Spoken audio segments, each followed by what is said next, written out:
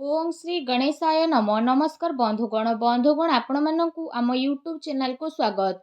बंधुगण आज भिडियो आम आपण मानकु कहबू 26 तारिखर दिनटी आपणकर किपरि कटिबो केउ प्रकार आज दिन को आपण माने साब्यस्त करिवे आज दिन आपणक पई किपरि रहिबो ता सहित जदि आमे कहिबा केउ केउ क्षेत्र रो आपणकु फायदा हेबो केउ केउ जिनिस रे आपणकु सावधानता अवलंबन करबाकू पड़िबो आपणक लव लाइफ किपरि रहिबो क्यारियर किपरि रहिबो बिजनेस आउ व्यापार किपरि रहिबो ता सहित स्वास्थ्यर महत्व इनफॉरमेशन मध्ये आमे आपण मानकु भिडियो रे कहबू आउ भिडियो शेष रे आमे आपण मानकु गोटे उपाय विषय रे मध्ये कहबू जहा द्वारा आपण आज दिन को आहुरी अधिक शुभ और मंगलदायक करि परिबे।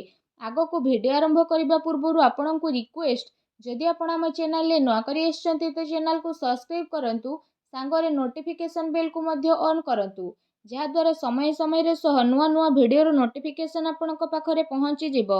आसंतु जानिबा आपणक पई किपरि रहिबो 26 तारिखर दिन। जदि आमे सबुठारु प्रथमे कहिबा कोन आज आपणक पई पॉजिटिव रहिबा पई जाउछि जदि आमे विशेष भाबरे कहिबा तो फ्रेंड्स आज अचानक ही धन लाभ प्राप्तिर आपणक पई अनेक ही जोग बनिबा पई जाउछि आ आपणकर सब प्रॉब्लम मध्ये आज दूर हेबो। आपण आपणकर कर्म उपरे भरोसा रखिकी निजर काम कार्य को बहुत भल दिग देबा पई ट्राई करिवे जहा पई समय अनुसार आपण को बहुत भल सफलता मध्ये प्राप्त हेबो। एहा सहित उन्नति संबंधित कौनसी शुभ समाचार मध्ये आज आपण को प्राप्त होई पारे। आध्यात्मिक क्षेत्र रे जड़ित कौनसी अनुभवी व्यक्तिंकर सानिध्य मध्ये आज आपण को प्राप्त हेबो।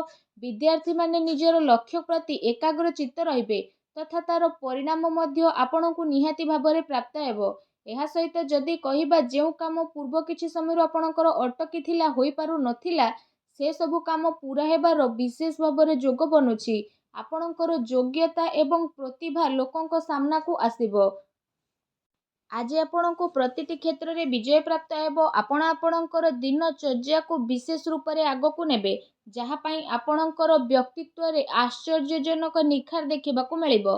संतानंकर शिक्षा आउ क्यारियर आदि संबंधित कौनसी बड़ निर्णय मध्ये आपण नहीं पारंती। विद्यार्थी पाठपढ़ा आउ क्यारियर संबंधित समस्यार समाधान हेबो जहाँ पाई समस्ते खुशी विशेष भाव अनुभव करिवे। आपण आपणकर कौशल क्षमतार भरपूर व्यवहार मध्य करिवे। बड़ वृद्धंकर आशीर्वाद आज आपणको विशेष भाव प्राप्त हेबाकू जाउछि। स्वास्थ्य रे सुधार आसीबा कारणरू आपण आपणक भितरे नुआ ऊर्जा को अनुभव करिवे आ पूरा आत्मविश्वासर सहित निजर कार्य प्रति ध्यान देबा मध्य आरंभ करिवे जो कारण पाई संपर्कीय संबंधित कौनसी शुभ समाचार मिलिबारु मनरे प्रफुल्लता रहिबो। एहा सहित जदि कहिबा आपण समस्ते व्यवहार कुशल हेबे आपण बुद्धिमत्ता एवं हुशियारी रे सबु कार्य को करी मध्य नेबे जो कारण पाई आपण को काफी खुशी रो अनुभव मध्य हेबो। फ्रेंड्स आसंतु जानिबा आज आपणक पई कोन नेगेटिव रहिबो। आज सामाजिक मान सम्मान प्राप्त हेबार संभावना कम रहिछि सेथिपाई कौनसी कार्य को स्थिरता एवं गंभीरता पूर्वक करतु जहा द्वारा आपणको सफलता आउ सम्मान निहाती भाबरे प्राप्त हेबो। सबु संबंध खराब हेबार आज स्थिति बनुछि तेणु सावधान रुहंतु। धन संचय करिबारे आज प्रयास मध्य करि पारंती।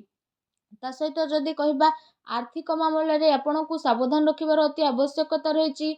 भाई भौणी द्वारा संपत्ति रे भाग बटा हेबार विशेष संभावना बनुछि। ता सहित आपसिक संबंध को बिगाड़िबा को दियंतु नहीं। युववर्ग निजर क्यारियर सहित कौनसी प्रकार समझौता करंतु नहीं। ता सहित आज आपणको आपणकर क्रोध आउ आक्रोश उपरे काबू रखिबार आवश्यकता रहिछि। केते थर तरतर एवं अति उत्साह होई बनिथिबा काम आपणकर बिगिड़ी पारे जहा पाई परिवारर सुख शांति प्रभावित हेबो। निजर लक्ष्य प्रति कड़ा नजर रखिबा आपणक पाई अति आवश्यक रहिछि।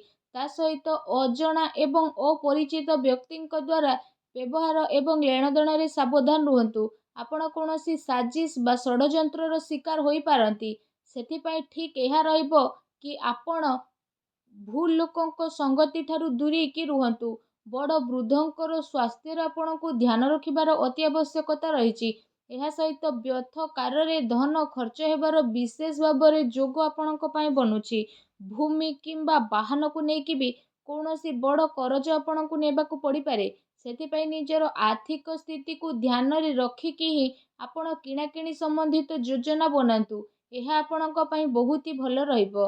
ଆସନ୍ତୁ ଜାଣିବା ଆଜି ଆପଣଙ୍କର ଲଭ୍ ଲାଇଫ୍ କିପରି ରହିବ। ଦାମ୍ପତ୍ୟ ଜୀବନକୁ ନେଇ ସ୍ଥିତି ଆପଣଙ୍କର କାଫି ଭଲ ରହିବ।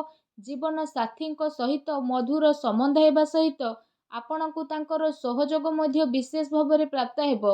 ଘର ପରିବାରର ସୁଖ ସୁବିଧା ପ୍ରତି ମଧ୍ୟ ଆଜି ଆପଣଙ୍କର ବିଶେଷ ଭାବରେ ପ୍ରାଥମିକତା ରହିବ। ପତି ପତ୍ନୀଙ୍କ ଭିତରେ ସମ୍ବନ୍ଧ ମଧୁର ରହିବ। କିନ୍ତୁ ସନ୍ତାନଙ୍କର କିଛି ଜିଦ୍ଦିପଣ ବା ନକାରାତ୍ମକତା ଆପଣଙ୍କ ଚିନ୍ତାର କାରଣ ମଧ୍ୟ ବନିପାରେ। ଫ୍ରେଣ୍ଡସ୍, ଆସନ୍ତୁ ଜାଣିବା ଆଜି ଆପଣଙ୍କର ବ୍ୟବସାୟିକ କ୍ୟାରିୟର କିପରି ରହିବ। ଆଜି ବ୍ୟାପାରର ବିସ୍ତାର ସମ୍ବନ୍ଧିତ ନୂଆ ଦର ଉପରେ ଆପଣଙ୍କର ବିଚାର ହେବ। ତା ସହିତ ଆପଣଙ୍କର ଜୋସ୍ ମାର୍କେଟିଂ ତଥା ଆପଣଙ୍କର ପ୍ରଡକ୍ଟସର ପ୍ରମୋସନରେ ଲଗେଇବେ। ଚାକିରି କରୁଥିବା ବ୍ୟକ୍ତିମାନେ ଆପଣଙ୍କ କାର୍ଯ୍ୟରେ ସନ୍ତୁଷ୍ଟ ହେବେ। ଆଉ ସହକର୍ମୀଙ୍କର ଆଜି ଆପଣଙ୍କୁ ପୂର୍ଣ୍ଣ ସହଯୋଗ ମିଳିବ। ତା ସହିତ କାର୍ଯ୍ୟ ବିସ୍ତାରର ଯୋଜନା କାର୍ଯ୍ୟ ରୂପରେ ପ୍ରଣୀତ ହେବ। କିନ୍ତୁ ସେ ଯୋଜନା ଉପରେ ପୁନଃ ପରୀକ୍ଷଣ କରନ୍ତୁ।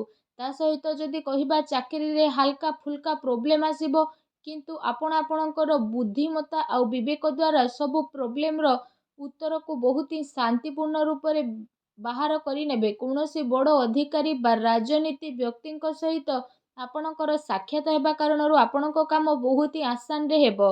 କିନ୍ତୁ କେତେ ସାରା ମାମଲାରେ ଆପଣଙ୍କର ସ୍ୱାଭିମାନ ଆପଣଙ୍କ ଉନ୍ନତିରେ ବାଧା ମଧ୍ୟ ବନିପାରେ।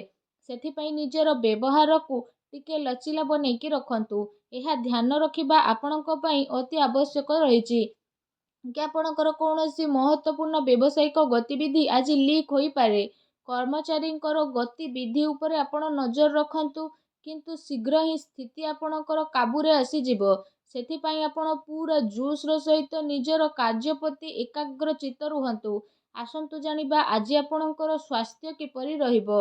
ଅତ୍ୟଧିକ ପରିଶ୍ରମ କାରଣରୁ ଥକାପଣ ଏବଂ ବହୁତ ପ୍ରୋବ୍ଲେମ୍ ଆପଣଙ୍କୁ ଦେଖା ଦେଇପାରେ।